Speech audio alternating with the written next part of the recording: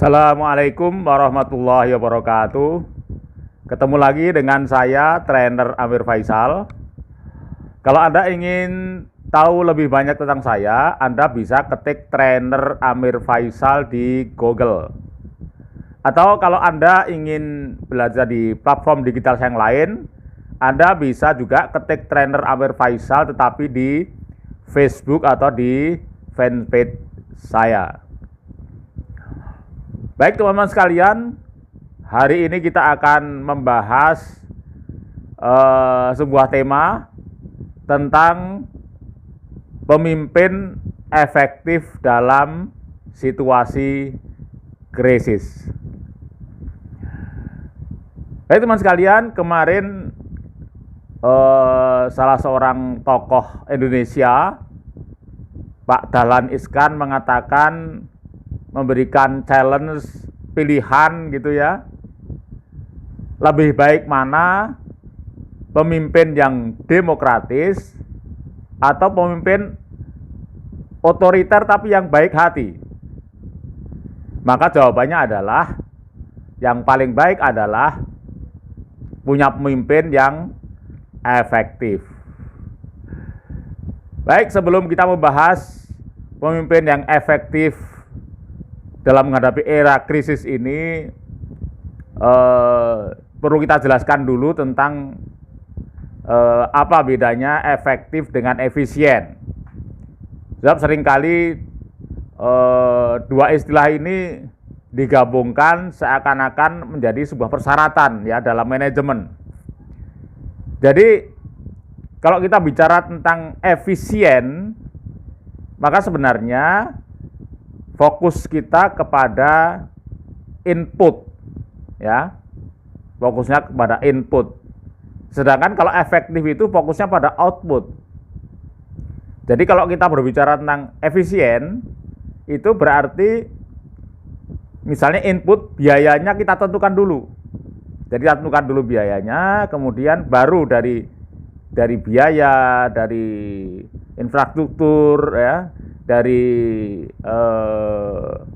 sumber daya yang kita miliki ini, kita baru berupaya untuk seefektif mungkin kinerjanya, seperti itu. Jadi tidak dapat ditentukan efektifnya, ya, karena yang kita tentukan adalah di sini adalah input-inputnya. Sebaliknya kalau efektif itu maka yang kita tentukan adalah outputnya dulu, ya. Dari seberapa jauh, seberapa banyak, ya. Itu kita tentukan dulu, baru nanti sumber daya, biaya dan sebagainya kita hitung. Ya, jadi ini bedanya. Jadi sangat sulit seorang manajer, seorang pemimpin ini kalau diberi target harus efektif dan efisien. Wah, berat sekali, ya. Jadi harus salah satu fokusnya apakah pada efisiensi atau pada efektivitas. Nah, sekarang kalau pertanyaannya adalah bagaimana menjadi pemimpin yang efektif di era krisis ini, maka menurut para pakar di bidang kepemimpinan, maka ada dua syaratnya di situ.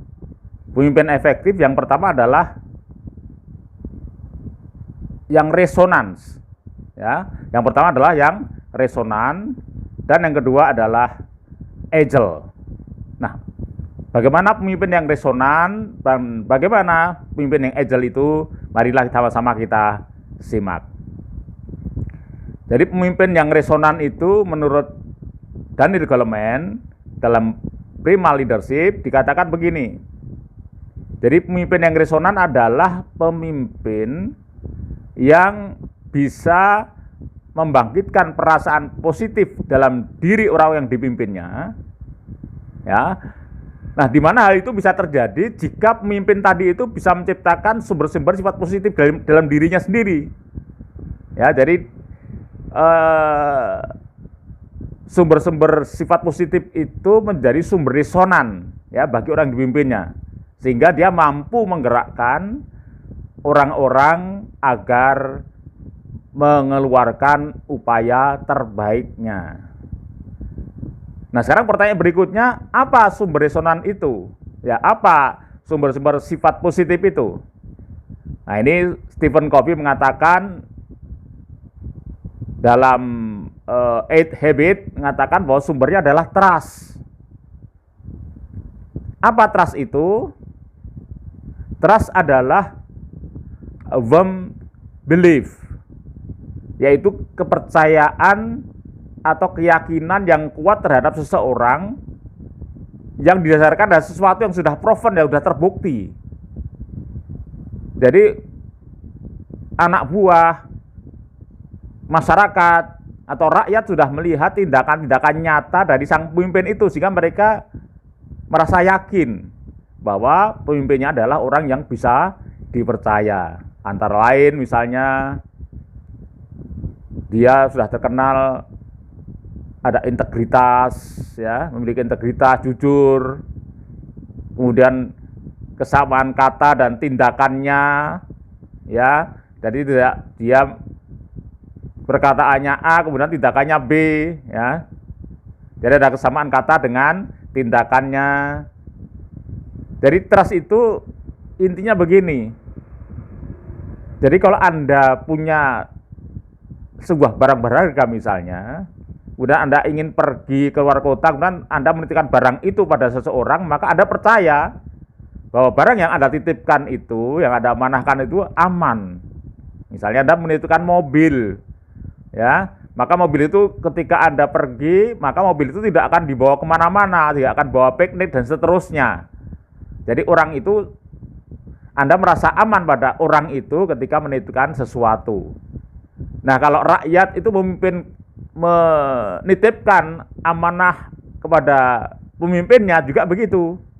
Dia merasa yakin bahwa dengan mempercayakan, dengan memilih itu, maka kesejahteraan hidupnya akan lebih baik. Nah, ini namanya trust, ya. Jadi orang yang memiliki trust itu di mana orang-orang akan merasa aman kepada dirinya. Nah, kalau menurut Thomas D. Stanley berbeda lagi. Jadi Thomas D. Stanley ini dia sudah meriset sekitar 700-an orang, para eksekutif, ya, baik eksekutif itu di industri, kemudian eksekutif itu kepemimpinan politik, masyarakat dan sebagainya. Dia menemukan bahwa skor yang paling tinggi yang membuat pemimpin itu efektif, sukses memimpin anak buah adalah skor yang tertinggi adalah honesty, ya. Jadi being honesty with all people. Sama sebenarnya dengan trust tadi, cuma ini cara membahasakannya beda. Jadi maksudnya orang sudah percaya gitu ya akan kejujuran dari pemimpin itu. Nah, kalau bagi umat Islam, nah ini sekarang yang ketiga tentang pemimpin yang efektif, ya, itu adalah Nabi Muhammad SAW. Nah, beliau juga dikenal dengan Siddiq, ya. Siddiq itu sama artinya adalah trust, ya, adalah trust.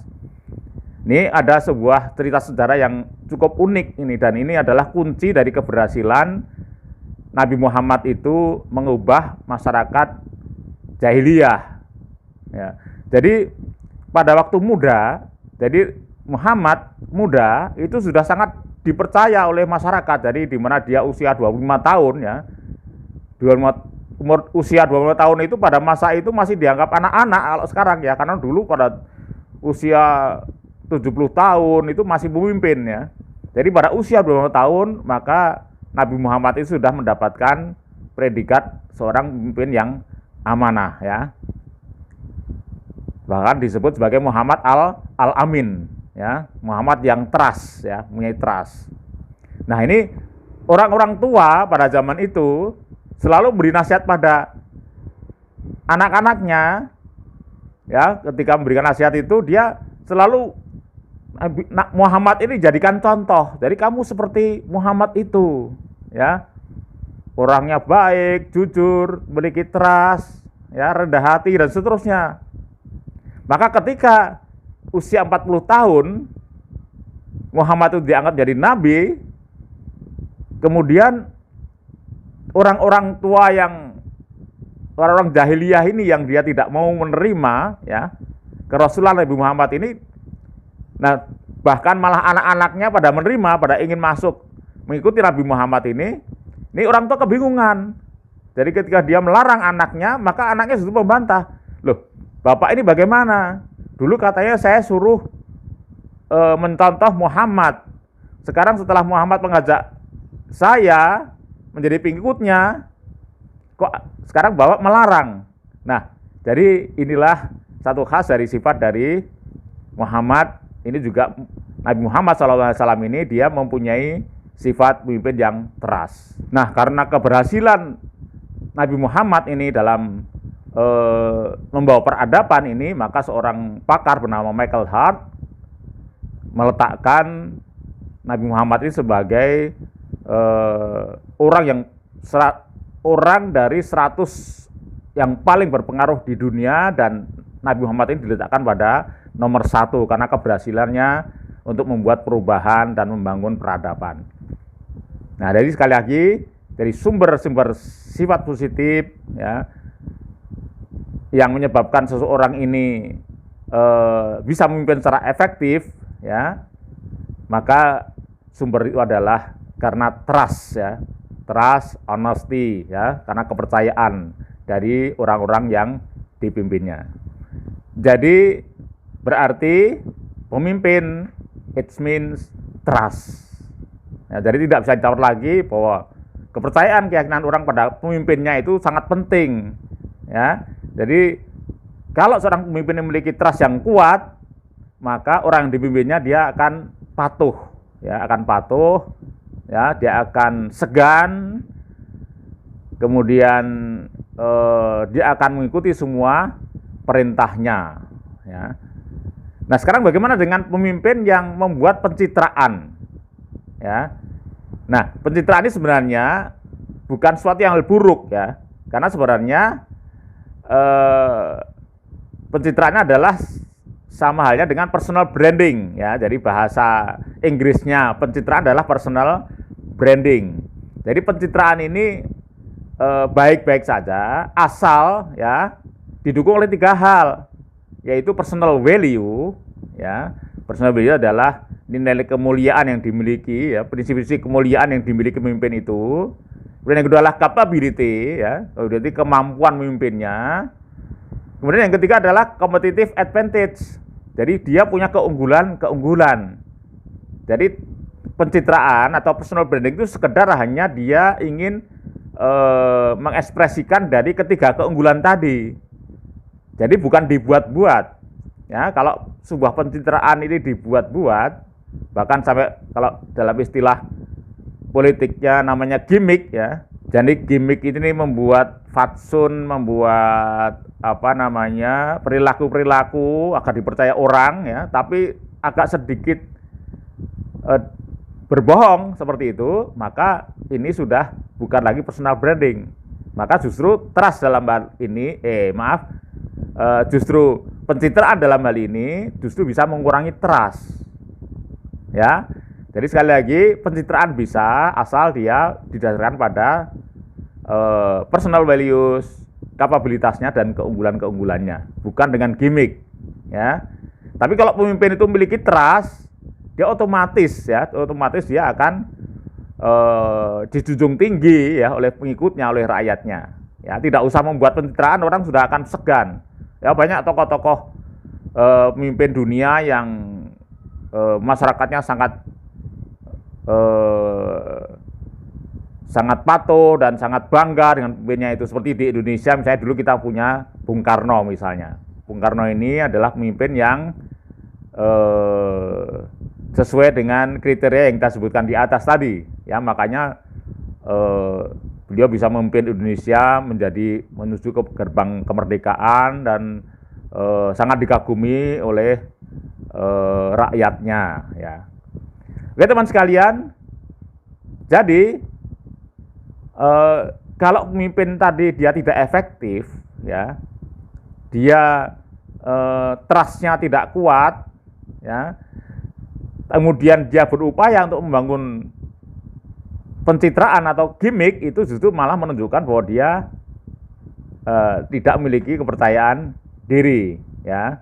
Jadi kalau pemimpin yang percaya diri bahwa dirinya ini memiliki trust yang tinggi, ya, dia efektif, maka sebenarnya dia tidak perlu membangun pencitraan.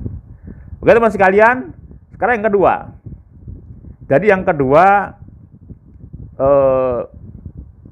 akan kita bahas pada bagian yang kedua, yaitu pemimpin yang efektif di masa krisis. Sampai ketemu pada bagian yang kedua. Sekian. Assalamualaikum warahmatullahi wabarakatuh.